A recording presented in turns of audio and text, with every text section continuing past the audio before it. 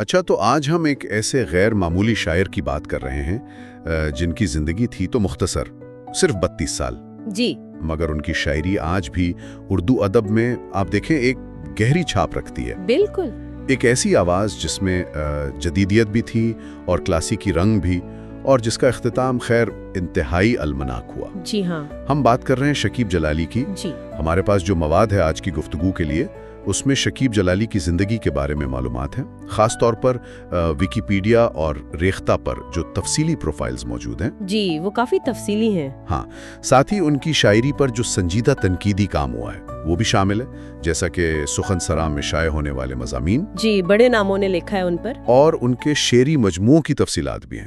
تو آج ہمارا مقصد یہ ہے کہ ان ذرائع کی روشنی میں شکیب جلالی کی زندگی کے اہم واقعات، ان کی شاعری کی وہ کون سی خاص باتیں تھیں جنہوں نے انہیں اتنا منفرد بنایا، جی، اور ان کی میراث پر ایک گہرائی میں نظر ڈالی جائے۔ ٹھیک۔ یہ سمجھنے کی کوشش کریں گے کہ اتنی کم عمر اور اتنے کم کلام کے باوجود وہ آج بھی اردو غزل کے منظرنامے پر کیوں اہم سمجھے جاتے ہیں، اور ان کا کام ہم تک کیسے پہنچا۔ تو شروعات کرتے ہیں ان کے تعارف سے۔ شکیب جلالی اصل نام تو تھا سید حسن رضوی۔ جی، سید حسن رضوی۔ ان کی پیدائش ہوئی 1 اکتوبر 1934 کو علی گڑھ کے قریب ایک قصبہ ہے جلالی۔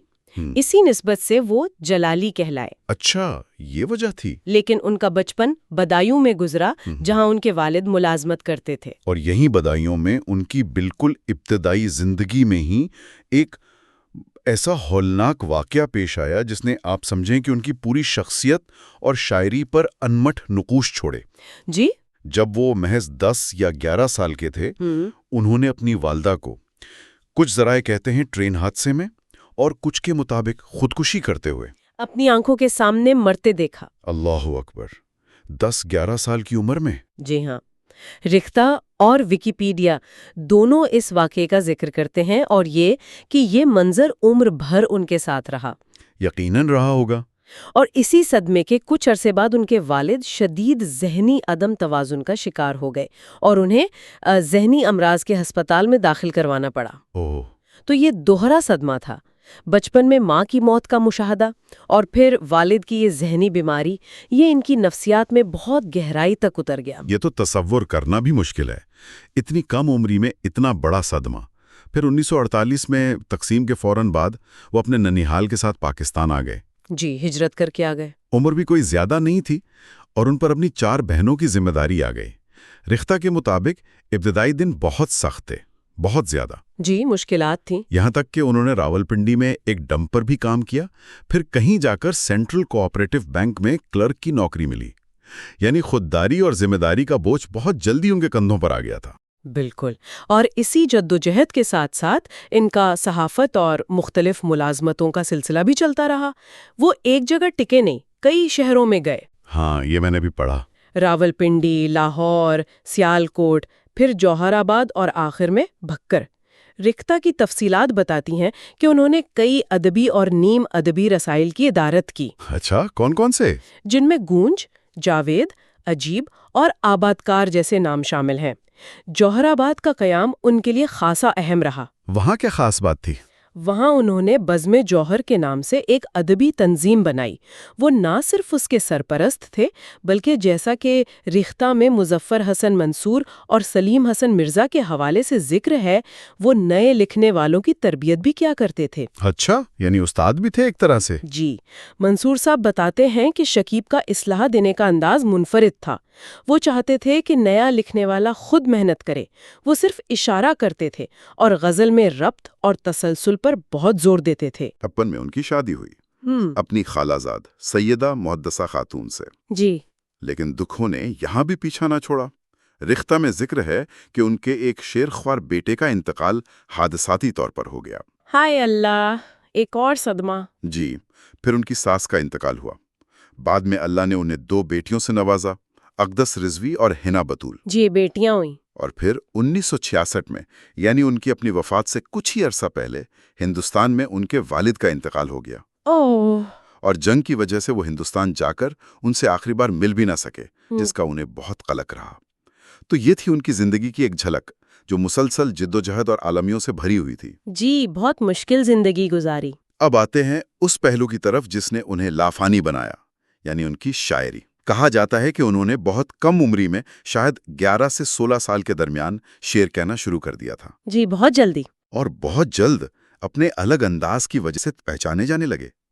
ان کا صرف ایک ہی مجموعہ کلام، روشنی اے روشنی، جی، وہ بھی ان کی زندگی میں شائع نہ ہو سکا، بلکہ ان کے انتقال کے 6 سال بعد 1972 میں سامنے آیا۔ ہاں، احمد ندیم قاسمی صاحب نے شائع کروایا تھا۔ جی، بعد میں 2004 میں کلیات شکیب جلالی بھی شائع ہوئیں۔ جی ہاں، اور جب ان کی وفات کے بعد یہ کلام سامنے آیا تو بڑے بڑے ناقدین نے اسے سراہا، بہت زیادہ۔ کن کن لوگوں نے؟ سخن سرا میں جو مضامین شائع ہوئے ان میں احمد ندیم قاسمی، شمس الرحمن فاروقی، اسلوب احمد انصاری، فرمان فتح پوری، یہ سب اہم نام ہیں جنہوں نے ان کی شاعری کا تجزیہ کیا۔ یہ تو بہت بڑے نام ہیں۔ بالکل، ان سب کی آراء کا نچوڑ یہ ہے کہ شکیب کی شاعری میں جدید حسیت، یعنی 20ویں صدی کے انسان کے جو احساسات اور تجربات ہیں، وہ کمال خوبصورتی سے کلاسیکی غزل کی روایت میں ڈھل گئے تھے۔ اسی لیے انہیں جدید اردو غزل کے بنیاد گزاروں میں شمار کیا جاتا ہے۔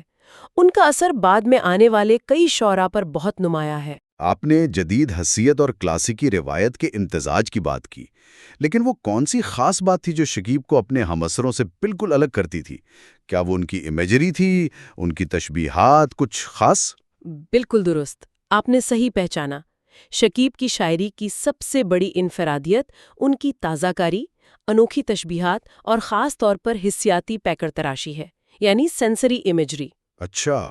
پروفیسر ابوالکلام قاسمی اور شمس الرحمن فاروقی نے خاص طور پر ان کے ہاں سمعی یعنی آواز سے متعلق اور مخلوط حسی پیکر سینستھیزیا یعنی ایک حس کو دوسری حس سے بیان کرنے کے استعمال کی نشاندہی کی ہے۔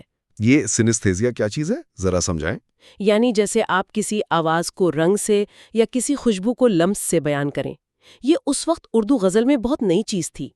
مثال کے طور پر ان کا یہ شعر سنیں: میں وہ آدم گزیدہ ہوں جو تنہائی کے صحرا میں خود اپنی چاپ سن کر لرزہ بر اندام ہو جائے۔ واہ، خود اپنی چاپ سے ڈر جانا۔ جی، یہاں اپنے ہی قدموں کی آواز سے ڈر جانے کا تجربہ تنہائی کی کیسی مجسم تصویر کشی ہے۔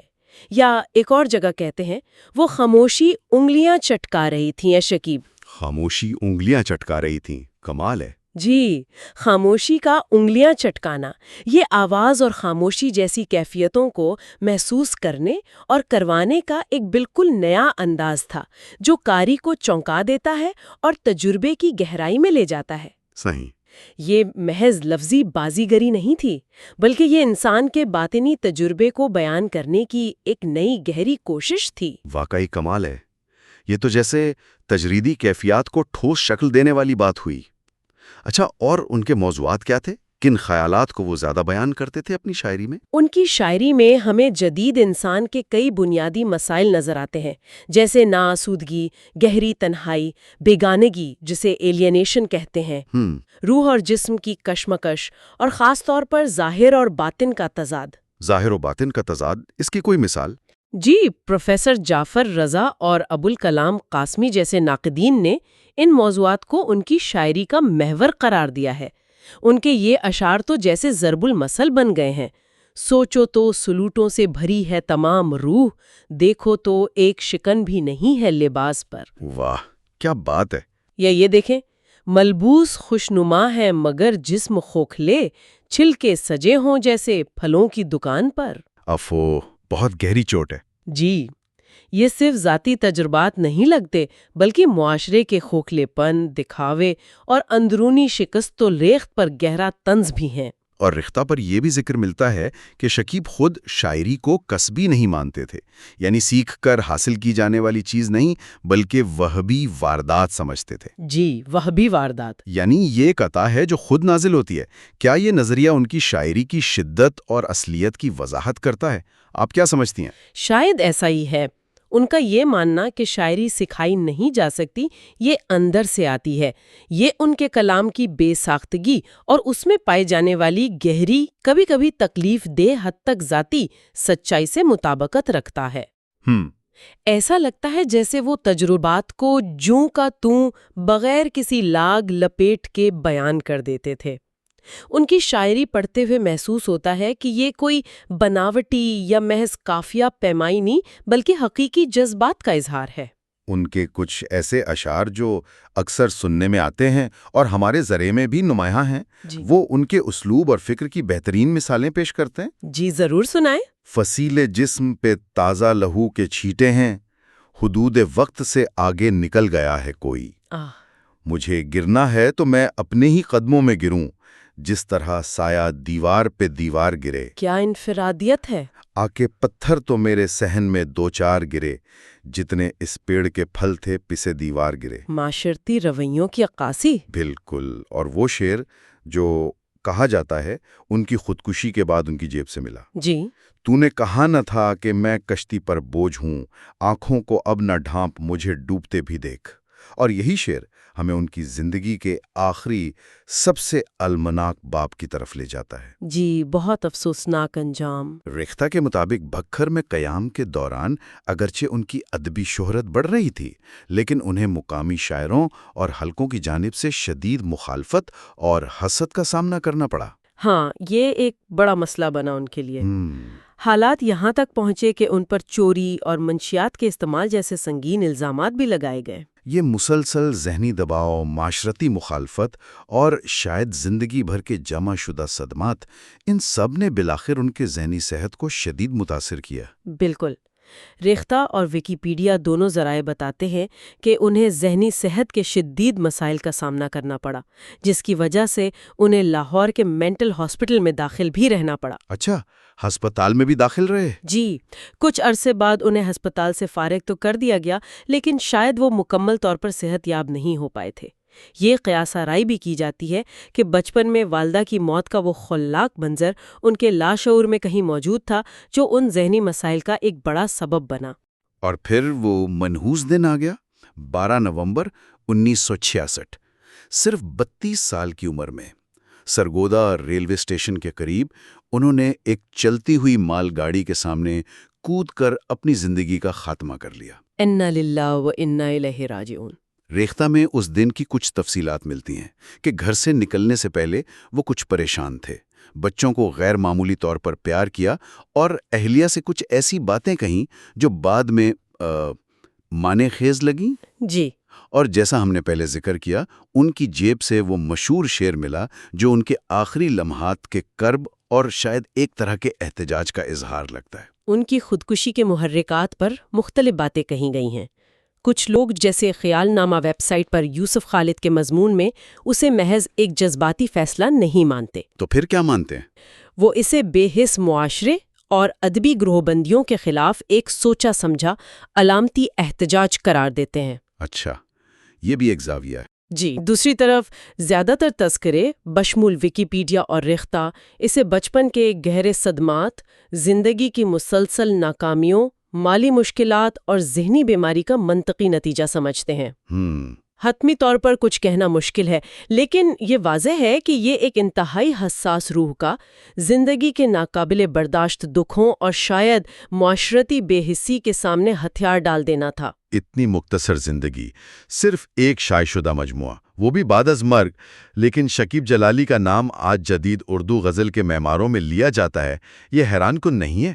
بالکل حیران کن ہے۔ ریختہ پر ان کا موازنہ انگریزی کے رومانوی شاعر جان کیٹس سے کیا گیا ہے۔ جی، کیٹس سے، جو خود صرف 26 سال کی عمر میں وفات پا گئے تھے، مگر انگریزی شاعری پر امر نقوش چھوڑ گئے۔ غالب سے بھی ان کی مماثلت کا ذکر ملتا ہے کہ شاید وقت گزرنے کے ساتھ ساتھ ان کی قدر و قیمت اور بھی زیادہ واضح ہو جائے گی۔ یہ بالکل درست ہے، اور ان کی میراث کو محفوظ رکھنے اور ہم تک پہنچانے کا سہرا بنیادی طور پر دو لوگوں کے سر جاتا ہے۔ کون کون؟ ایک ان کی بیوہ سیدہ محدثہ خاتون، جنہوں نے انتہائی مشکل حالات میں ان کے بکھرے ہوئے اوراق کو سنبھال کر رکھا، یہ بہت بڑی بات تھی۔ یقیناً۔ اور دوسرے معروف ادیب اور شاعر احمد ندیم قاسمی صاحب، انہوں نے ان اوراق کو نہ صرف ترتیب دیا بلکہ اپنے ادارے فنون سے 1972 میں روشنی اے روشنی کے نام سے شائع بھی کروایا۔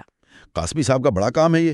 جی، اور قاسمی صاحب نے اس پر ایک انتہائی پراثر دیباچہ بھی لکھا بعد میں سن 2004 میں شکیب کے صاحبزادے اقدس رضوی نے مزید تحقیق اور تدوین کے بعد کلیات شکیب جلالی سنگ میل پبلیکیشن سے شائع کی، جس میں ان کا تقریباً تمام دستیاب کلام شامل ہے۔ ماشاءاللہ۔ ان کوششوں کے بغیر شاید شکیب کا زیادہ تر کام ضائع ہو جاتا۔ تو اگر ہم آج کی گفتگو کا خلاصہ کریں تو شکیب جلالی ایک ایسے شاعر کے طور پر سامنے آتے ہیں جو غیر معمولی طور پر حساس تھے، جن کی زندگی المیوں کا ایک تسلسل تھی، جی، لیکن جنہوں نے انہی تکالیف سے وہ جوہر کشید کیا جس نے ان کی شاعری کو ایک منفرد اور جدید آہنگ عطا کیا۔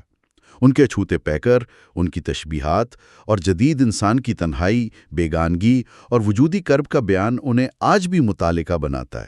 بلا شبہ، اور یہ بات واقعی قابل غور ہے کہ صرف 32 سال کی زندگی، جس کا بیشتر حصہ جدوجہد اور پریشانی میں گزرا، اور ایک مختصر شعری سرمایے کی بنیاد پر انہوں نے اردو غزل کی سمت پر اتنا گہرا اثر ڈالا کہ آج بھی ان کی وفات کے نصف صدی سے زائد عرصے بعد بھی ان کا نام اور ان کا حوالہ معتبر سمجھا جاتا ہے۔ صحیح۔ جیسا کہ شمس الرحمن فاروقی نے بھی کہا، ان کی شاعری کی جھلک آج بھی کئی اچھے شعراء کے یہاں ملتی ہے۔ آخر میں ہم اپنے سامعین کے لیے ایک سوال چھوڑ جاتے ہیں۔ شکیب جلالی کا یہ ماننا تھا کہ شاعری وہبی واردات ہے، یعنی یہ الہام کی طرح اترتی ہے، سیکھی نہیں جاتی۔ جی، اس نظریے کو ان کی اپنی زندگی کے شدید ذاتی صدمات، والدہ کی موت کا وہ ہولناک منظر، والد کی بیماری، ہجرت، معاشرتی مخالفت اور بے حسی، ان سب کے پس منظر میں دیکھیں تو کیا لگتا ہے؟ یہ گہرا سوال ہے۔ کیا ان تکالیف نے اس وہبی واردات یا الہام کو مزید جلا بخشی ہوگی؟ یہ سوال ہمیں تخلیقی عمل اور انسانی دکھ کے اس پیچیدہ اور گہرے رشتے پر سوچنے کی دعوت دیتا ہے۔